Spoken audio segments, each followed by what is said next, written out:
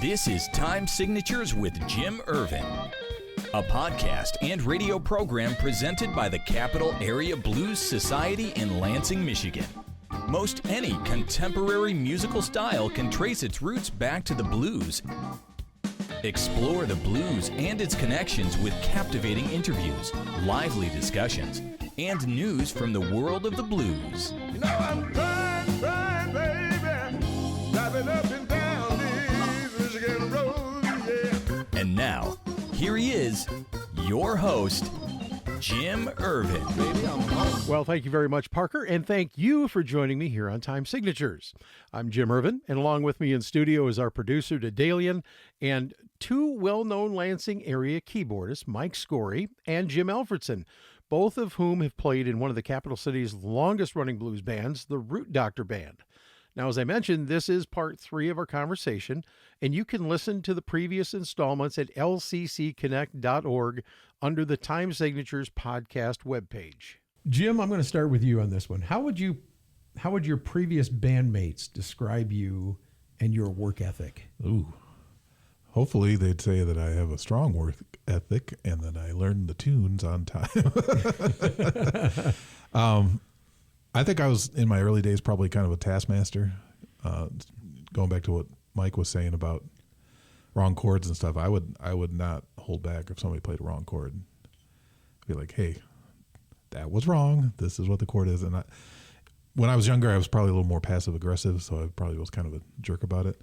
Try to be better about that. A little smart aleck. Yeah, a little smart aleck, because but yeah, I think they would say that I have a strong work ethic and I'm reliable.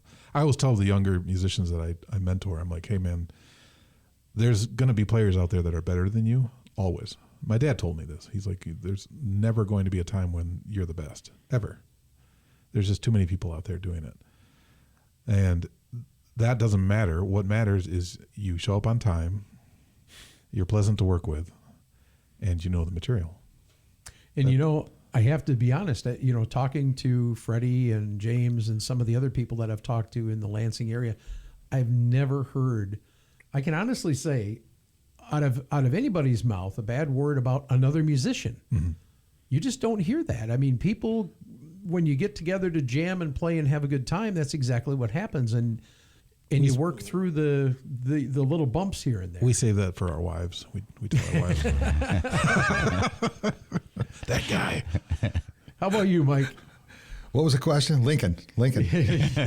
How would your previous bandmates describe you and your work ethic? Yeah, it's pretty strong. I think they would probably on the negative side. They might. I worry about stuff all the time. I'm always worried. So they might talk about that. I don't know. I think so. I like to learn new songs. So I'm always, if I'm in a band and it's like, guys, the same songs, playing the same songs. Let's learn another songs, Learn another simple one if we have to. I don't know, just another one.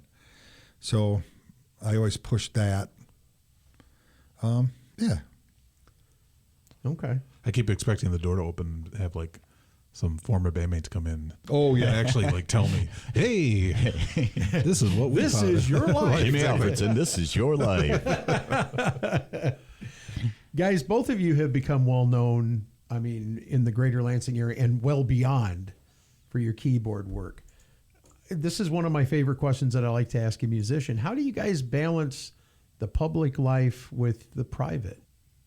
I mean, do you find that people feel like they own a part of you because you're a musician? Or? Yeah. I think when I came up, things were different. Your gigs were your life, your social life. Sure. In the era, late 70s, 80s, it was, you were at the bar 5 nights a week, and the bar was packed every night of the week. And then you knew you just knew everybody. My day job has always, I've been involved in sales one way or the other. I was going to say, you probably got the most recognition back when you were doing the car audio. Skory auto sound. I mean, that is how I got to know Mike Skory right there. Yeah. And a lot of times it was the same people. Yeah. You going to be down at the Dewdrop Inn tonight? Yeah, you bet. Let's get those woofers put in for you. Okay. So literally it was like that growing, But that's a really cool way of marketing. I mean, I fell into it. Yeah. I mean, it did work. It dovetailed. Later, I think that's why I don't feel like playing right now. What you said really early about, well, I had to miss that because I had a gig. I had to miss that because I had a gig. And I'm looking at now 50 years of playing, and I'm thinking about, I couldn't go to my cousin's wedding, or I didn't go to, big stuff. Yeah. You know, I had to leave early from my sister's funeral, or just, it was always like major events. And so, no, I don't want to do it anymore. Understand. Jim? Believe it or not, I'm kind of an introverted person in general. So wow. For me, it's, I think having a stack of keyboards in front of me is actually like my shield. So when I come off the stage and people want to talk, I always have to kind of center myself. I love talking to people, especially people that are excited about the music or the organ or something like that. It's usually organ players and Hammond enthusiasts that want to talk. But yeah, my public life, my private life, I try not to be different in either of them as my personality. I'm probably way more serious when you first meet me, and then as we become friends, I get goofier and goofier. But the balance is mainly just like trying to help people. I get multiple emails and texts and messages a day about Hammond stuff from people all over the world, because I've worked with a Hammond organ company as an artist for 15, 16 years or something like that. Yeah, so, I saw that post. You were actually doing a video or something for Hammond. Yeah, I do demos for them and stuff. And yeah. So I get people not calling, but like contacting me about stuff like that. When a new product is announced, they always come to me like, how much is it? What does it do? Blah, blah, blah, blah, blah. Like, there's only so much I can say. So I try to help people as much as I can and talk to them as much as I can. But yeah, it's a little difficult sometimes because I'm kind of an introverted person. Okay.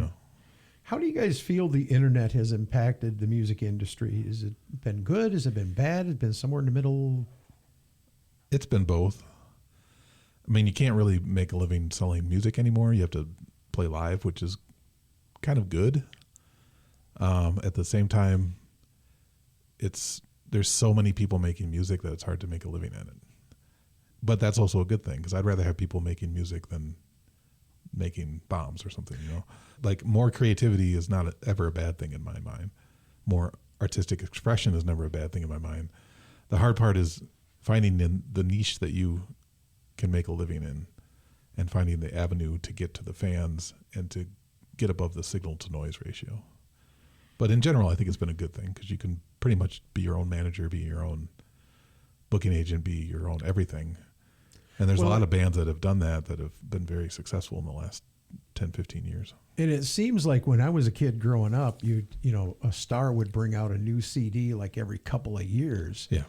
And now it's like, every 6 months or every 4 months or whatever. I mean, they get them in the box and then they bring them out. They just keep coming and coming and coming. Well, I think the way that things are going now, we're going away from the albums and going back to singles again, which is what they used to be when the record industry started. You had singles, and then you had an album of singles that was a collection, and then it turned into like these concept albums, and like a cohesive statement was the album. Now it's getting back to like individual songs, which actually I think is a good thing.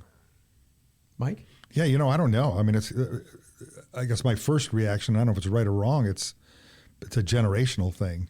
I think you're right, yeah. I mean, I don't know. I mean, I did what I did, and I do what I do, and it's usually it's very based on having somebody right there, and especially as I got older, it's even more. If we had a piano right here and 20 people here, I'm good. I mean, that's what I do. And I'm not in the push of my career. I don't need to meet somebody from Florida. I really don't, So it's a generational. I don't know. I think overall it's good. I mean, I don't know. How can it not be? But like Jim was saying, it seems like you don't make any money selling a record, or even radio play isn't radio play anymore. It's, right. So you have to tour in a professional state. Yeah. Yep. I think that we've kind of gotten into a position of that instant gratification there with like the cross-generational stuff. Well, the younger generation seems like they want it now, and they're not willing to wait. don't think you can peg them like that. No? I just think I think they have to wait a long time. A lot of them have to do. It's just a different thing that I'm not. Well, you're 20 years young, at least 20 years younger than me. So it's. I don't know. I'm not explaining what I mean, but I don't. They plug away. They put records out. They put music out, not records. They put it out and put it out. Oh, it clicks. Oh, it's on this commercial. Oh, it's on this movie. Oh, they want more. Boom, boom, boom, boom. They're writing more and more and more. Yeah. Using the internet as a promotional tool has been invaluable. I mean, you can put something up on YouTube, and the next thing you know, it goes viral. Isn't it crazy? It's great. I mean, especially if you've built up a nice following. Yeah, it's great. We didn't. Like I said, the only downside to me is really just being able to filter through the signal to noise ratio and find the really, really, really good stuff. I mean, there's more great music out there than ever before. And to get noticed. Yeah. To build up a big enough fan base that you can make a living at it, really. It's hard because in the jazz world, and well, in every genre, but in jazz especially, you're not only competing with your contemporaries, you're competing with people that died 30 years ago. Yes. Yes. I'm competing with Jimmy Smith. He's been gone for 10 years as an organ player. I'm competing with Miles Davis. He's been gone for 30 years. Yeah. Because those are still great records and people still want to hear that music. I understand it. But then it's like, well, my parents, they came up in the 50s and 60s. My dad as a guitar player wasn't competing with musicians that lived 50 years ago. Nobody was listening to music from 1900, right? But we're still listening to Led Zeppelin. We're still listening to the Beatles. More than just listening into it. I mean, look at the biggest concert draws. It's the same. It's the Eagles. Yeah. It's amazing. The tribute bands make right, and the tribute bands and that of which I'm a part of, so I can't speak ill. It seems like that's grown a lot, like over the last 5-10 years or so. Like the tribute bands, it seems like they're coming out more and more often. Yeah, it's huge. Yeah. Well, it seems like the Lansing area's got a lot of that right. Oh yeah. All cities do. Yeah, I just saw a keyboard player down in Tampa at the Blues Festival that played with Michael Burks, who's Larry McRae's cousin, that's been gone for about 10, 12 years now. Great keyboard player, and he said, "Man, I'm in a Greg Allman, like Allman Brothers tribute down here in Florida," and he looks like Greg Allman, long hair, plays organ. He's like, "Man, I made $24,000 my last concert," and he's like, "I rented out the hall myself, hired the musicians, put up the money myself, but then we made like 3 times what we put in." I'm like, "Yeah, that's what you do now with the tribute bands, It works. They understand what they're paying to see, People love it. I mean, you can't go see Pink Floyd anymore, so what do? You go see a Pink Floyd tribute band. There you go. And why not? It's great. I mean, it's in theater they do that a lot. Let's revive this one. Let's revive this one. What is classical music? I heard classical music described as like the greatest hits of the 1800s. I mean, that's kind of, they're still playing Beethoven and Mozart, and Mozart's 1700s, but you know what I mean. Yeah, it's like the same stuff. There's not a lot of new material being premiered in classical concert halls across the country, unless you're in a major city. Guys, we're in the home stretch here. I wanted to ask you a couple of questions before we wrap up. What is the single best piece of advice you've received from a fellow musician? And if you can remember who it is, who offered it to you? I've got a bunch of them, but this one, we've already touched on it, from my friend Lisa Smith. She said, "Okay, Mike, if you want to work, 3 things: learn the material, show up on time, dress for the gig. If you do that, you're ahead of 90% of the rest of the musicians, no matter how good they are." I think we touched. That was a good piece of it. And that other one, what Fred said, don't telegraph. That was mistakes. That was a good one. Jim? Probably my father, who told me, as we touched on before too, never get a big head. There's always going to be somebody out there better than you. So be humble, practice your craft, and you'll be fine. And it keeps you hungry too, doesn't it? Yeah. Well, I mean, the part of that I figured out later that he kind of implied is that as a young man and a young musician, you sometimes see somebody that's really, really good and it deflates you. You're like, oh, I can never do that. But what it should do is inspire you. Because even if you don't ever get to that level, it's something to strive for, right? It's something to try to achieve. And that's how I think about it now. Is like I see young people that can outplay me night and day, but it's inspiring to me. It doesn't bum me out. It's like, yeah, cool. I want to try to steal a little something from that. See, and I understand that perspective because I'm a photographer, and I started doing concert photography a couple of years ago, and that's actually how I got involved with the Capital Area Blues Society. And it's something that I have been told I'm a natural at, and I'm very humble about it. I'm very thankful that I've got the opportunity to go and do this and shoot some of these acts, even though they're local. It's also gotten me an opportunity to shoot with Larry when he's in town, and some of the other groups like Brother Earth that we were talking about before we started recording. I just absolutely love that inspiration, I guess. And I always go and look at Ken Settle. If you know who Ken Settle is, he's a Detroit photographer that's been shooting since Bob was in a bar. Yeah. That's how long he's been shooting Bob Seger, okay? And I love looking at his pictures because he was shooting back in the film days. Yeah. I can fudge my stuff because it's all digital, and I can do it on the fly, and I don't have to wait, a week to get the film back from New York.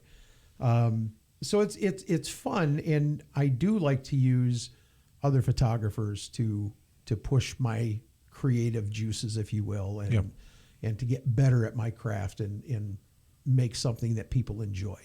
But even with that, it's like, using film versus using digital, sometimes it seems like it might be easier to use the new technology, which it is. Sure.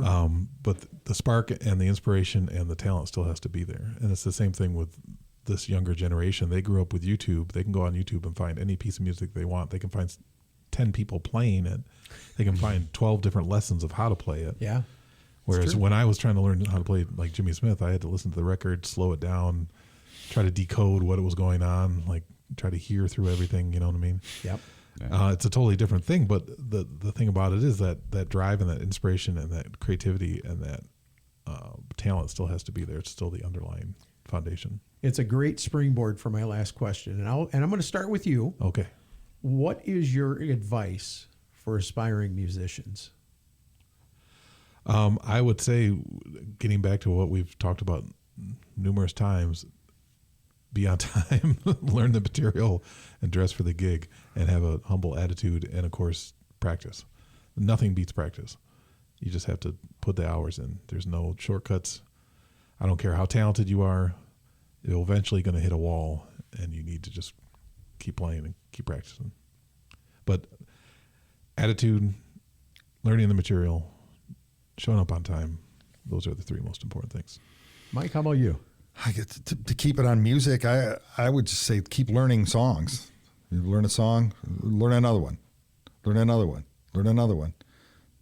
For somebody young, you can examine what you want. Well, you want to really learn what separates this from that and study this.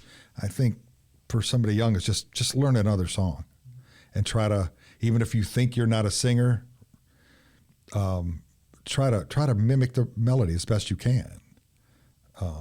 I think that I wish I would have done more of that when I was younger, but I didn't. Just, if you're not a singer, pretend you are. Learn that melody, hum it. If you can't mouth, it's hard to be a singer, but hum it. Do whatever you got to do, whistle it to memorize the melody. Then learn another one, memorize it. Yep. That's what I would tell them. Fake it till you make it.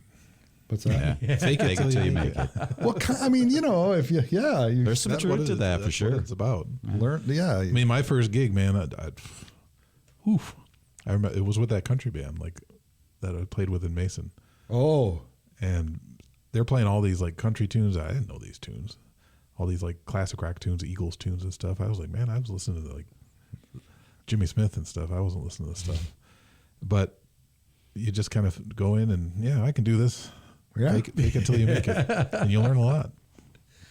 Well, Mike, Jim, it has been such an honor to sit with you guys and talk about everything related to the music and the blues and the history that you guys have. It's so much fun. And I'm one of these people. Time signatures, of course, you understand the time signatures portion of it as far as how it relates to music, but I think you guys have definitely put your signature on your time that you've done as musicians. And I certainly look forward to a lot more in the future from both of you, including Mr. Alfredson. Family Business, the recently released CD. Yes. So this is my first CD on a label that's not my own label. Okay. Under my own name. This was on the Potsatone label out of L.A. Recorded in Brooklyn, New York in 2021, and featuring a cast of stellar New York musicians and some local guys like Diego Rivera. Well, Diego's down in Austin now, but he was at Michigan State for years. I am really excited to give this a listen. Yeah. I can't, and I'm one of those people, I think, was it you that was talking about your dad's eclectic Yes. music taste? Yeah. Very much the same. I got everything from big band to gospel. You'll dig it, man. This Everything is in like between. classic Hammond organ jazz. I mean, it's just like, Yeah. You got a website or anything you want to give a mention to? JimAlfredson.com. And if you're looking for the CD itself or the album downloads, just go to Potsatone. Okay. You'll find it. Mike? Any website you want to promote? Or Retired.com.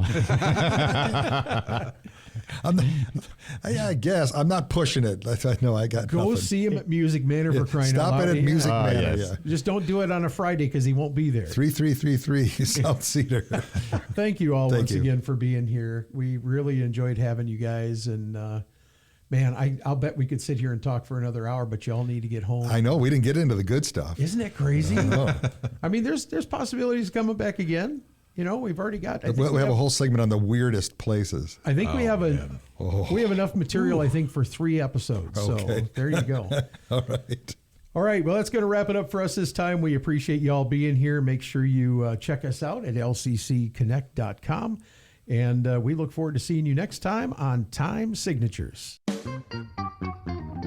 This has been Time Signatures with Jim Ervin, presented by the Capital Area Blues Society in Lansing, Michigan. For more information on cabs, visit capitalareablues.org. You can find this episode and past episodes at lccconnect.org. The Time Signatures theme song, Michigan Roads, is used by permission and was written by Root Doctor, featuring Freddie Cunningham. You know I'm trying, baby, driving up and down these Michigan roads, yeah. Until next time, keep on keeping the blues alive. Baby, I'm